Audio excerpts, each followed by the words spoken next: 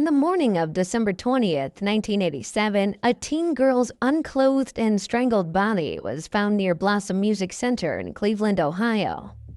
While passing by the road, an oil company driver found the body, and he informed the police. From the body, it was evident that the victim had been badly beaten, stabbed, and assaulted.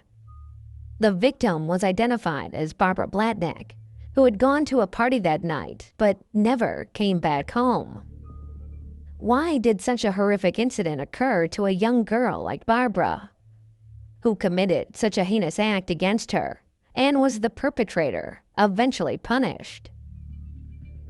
Born on November 20th, 1970, Barbara Blatnick was raised alongside her sister Donna by her parents John and Teresa. By 1987, Barbara Blatnick was a typical teenage girl who used to live with her family in an apartment in Ohio. She had a deep passion for heavy metal music and never missed a chance to catch up on her favorite bands, AC/DC and Led Zeppelin. For her easygoing nature, Barbara became very popular among her friends at Eerie View Catholic High School in Cleveland. She was a carefree and rebellious teenager who did not hesitate to skip school, smoke Marlboros, drink alcohol, and party with her friends. She loved to date random guys without being committed to anyone. Her carefree nature sometimes got her into trouble, but according to her parents, she had no known enemies, only a large group of friends. It was December 19th, 1987, and Barbara planned for a Saturday night party with her friends, Michelle Trodden, Sheila Salmon, and others. One of her friends came home to pick her up around 6:30 in the evening. They had a get-together in the Ozarks bar, which was popular for serving underage patrons. Later, around 8 p.m., they visited another friend, Philip Knoll's house, to hang out together. Then they attended a small party at a local bicycle store near Philip's house, named Motorcycle Specialties on Turney Road. They all were drinking and having fun. Around 10 p.m., her parents got a call that she would return home soon. The exact location from where she called remained unknown. But she did not return that night. Her parents were familiar with her habit of staying overnight at friends' houses, so they were not concerned and did not file a missing person report. They thought she would come back home in the morning. But she never came back home. December 19th, 1987 was the day she was seen alive for the last time. That night after partying, Barbara intended to spend her night at her boyfriend Jerry Stead's house, near Warner Road. Jerry used to live with his parents and elder brother Bob behind the AC Delco Union Auto Parts store. That night, Jerry was not at home and was out partying with other friends. Later, during the investigation, Jerry informed the family and authorities that he had not seen her that night. A friend mentioned that she last saw Barbara around midnight on December 19th after dropping her off near Warner Road in Garfield Heights to visit Jerry. However, Barbara never arrived at Jerry's house. The next morning at around 10, authorities discovered the strangled body of a young woman, unclothed and abandoned on the side of O'Neill Road in Cuyahoga Falls. She had been subjected to vicious violence, including assault and strangulation, before being cruelly thrown by the roadside. Being informed, the police reached the place. After a quick observation, they noticed a class ring on the girl's finger. They removed it and found a name engraved inside, which read, Barbara Blatnick. Then police reached Barbara's house, where only her father John Blatnick was present. Her mother Teresa and elder sister Donna had gone shopping, as it was Christmas time and Donna was about to have her wedding, at which Barbara was supposed to be the maid of honor. The family was experiencing a joyful period, but their happiness did not last long. The father's expression grew pale when he saw the police at the doorstep.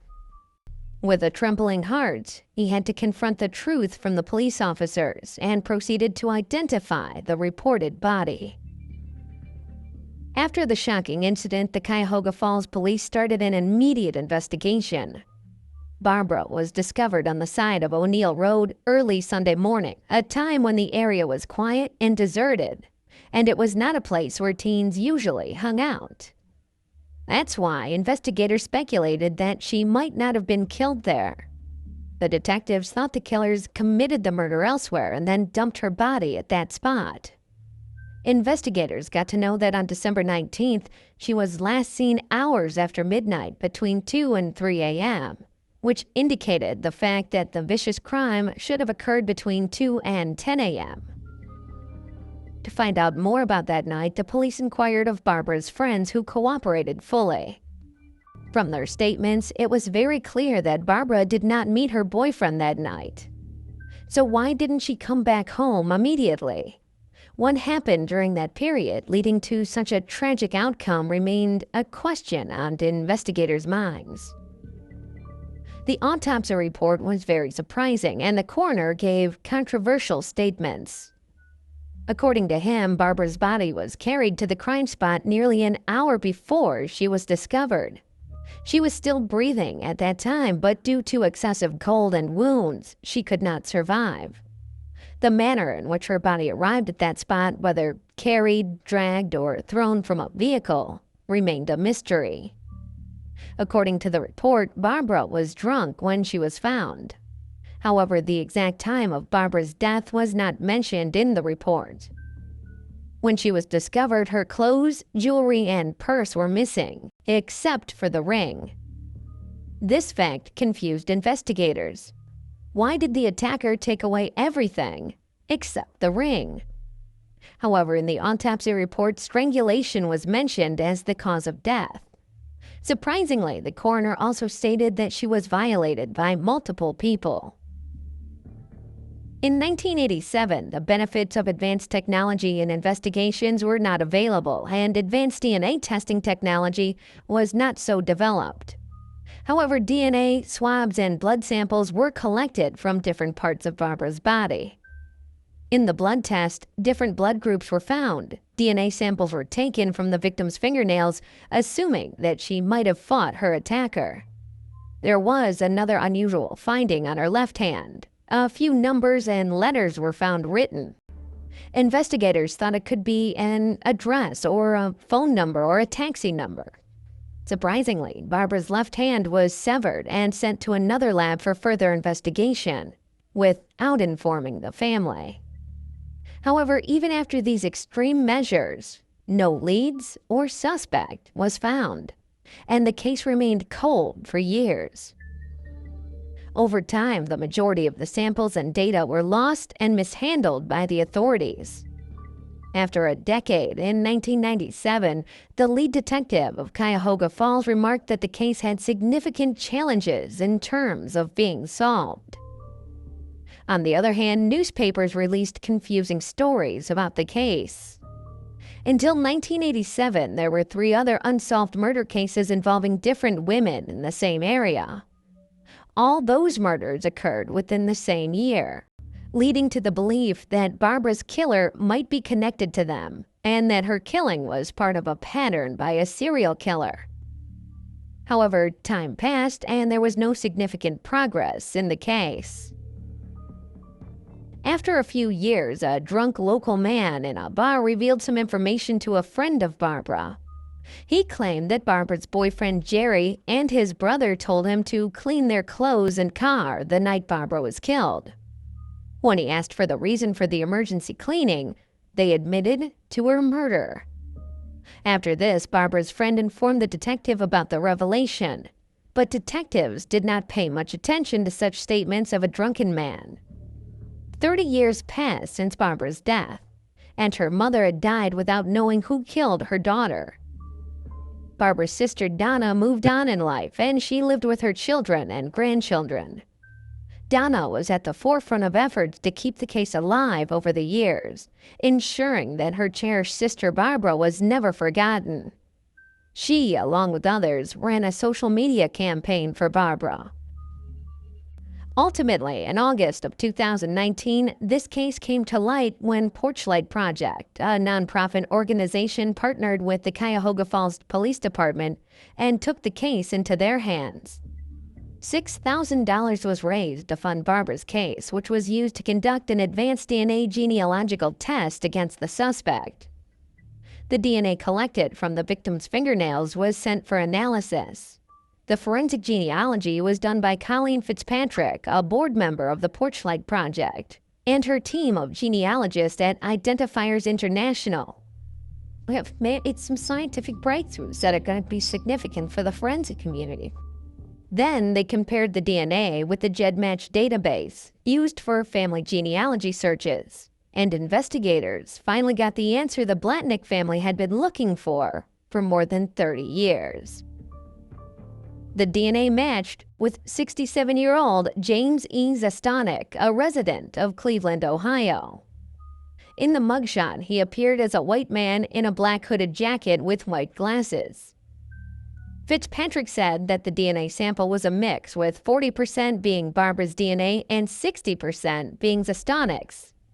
According to reports, the DNA that was found under the victim's fingernails came from Zastanek's skin. For nearly 33 years, Barbara Blatnick's murder has been unsolved, but today, new hope.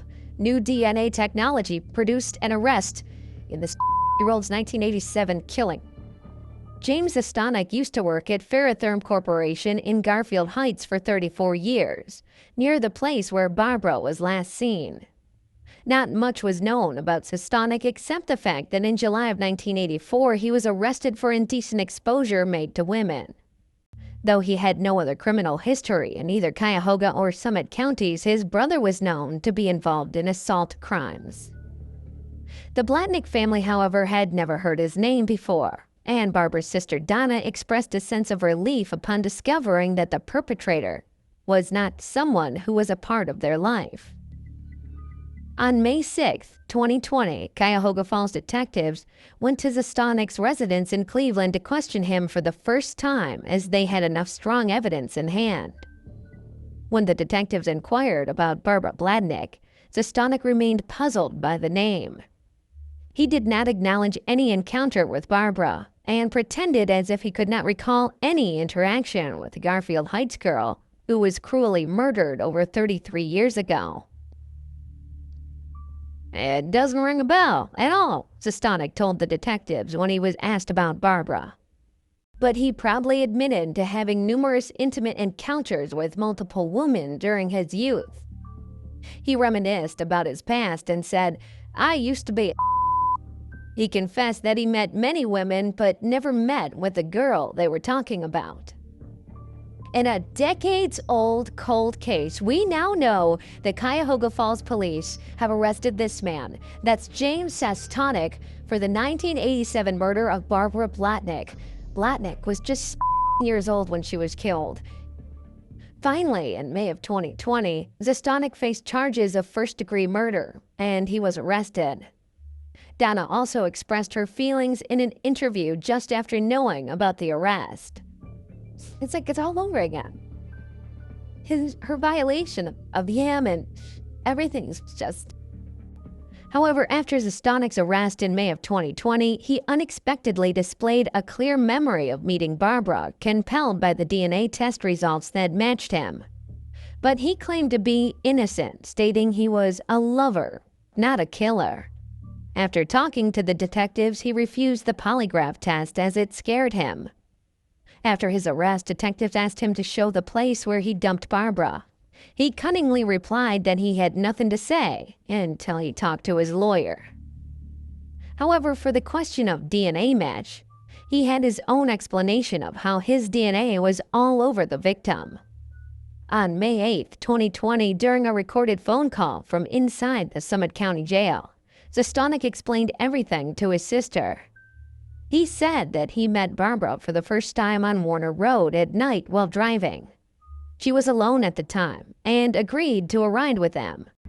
Then they went to Zastanek's house, where she made a phone call to someone and had an argument, and she got upset.